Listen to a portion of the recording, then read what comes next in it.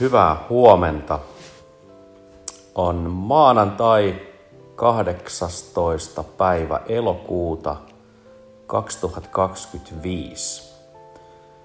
Mä oon alkanut keräämään tämmöistä äänipäiväkirjaa ja ajatus on tässä äänipäiväkirjan keräämisessä se, että mä tulen purkamaan omia kokemuksia erilaisista triggeritilanteista ja tunnetilanteista, mitkä on sitten aiheuttanut jonkunlaisia ulostuloja tai erilaisia lopputulemia omassa elämässä. Ja niille on pohjana aina jonkunlainen opittu käyttäytymismalli. Ja nyt mulla on ajatuksena näiden omien kokemusten kautta purkaa näitä käyttäytymismalleja sekä itselle vähän auki. Ja ajatuksena on myöskin se, että ne voi auttaa muita ymmärtämään erilaisia käyttäytymismalleja ja erityisesti sitä, että voiko näille käyttäytymismalleille tehdä jotain. Minkälaisia mahdollisuuksia meillä on itsellä vaikuttaa siihen omaan käyttäytymiseen ja siihen, että minkälaisia reaktioita meidän hermosto ja meidän keho saa aikaan.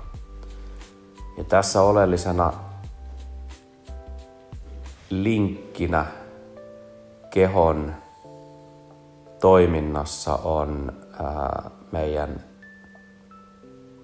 neurofysiologia, meidän aivotoiminnan ja meidän kehon hermoston välinen yhteys.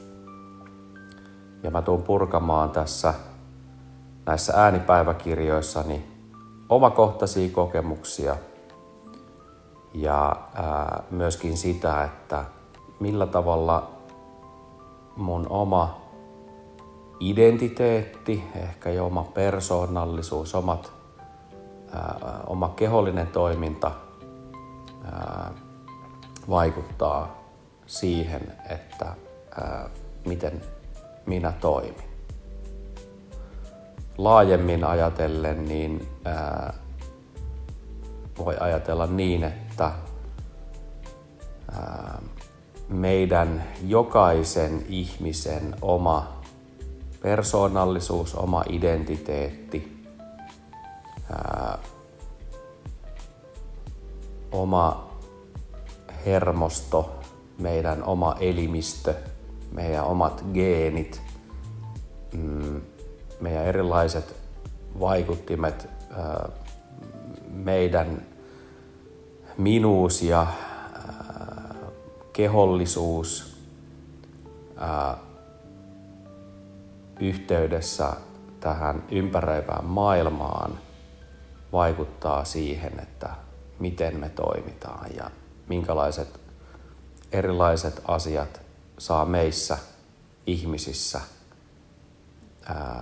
erilaisia asioita aikaiseksi.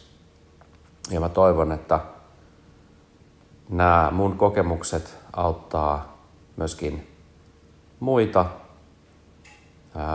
ymmärtämään ja ehkä vähän havahtumaan siihen, että me ei olla kivitaulu. Me ei olla ihmisenä sellainen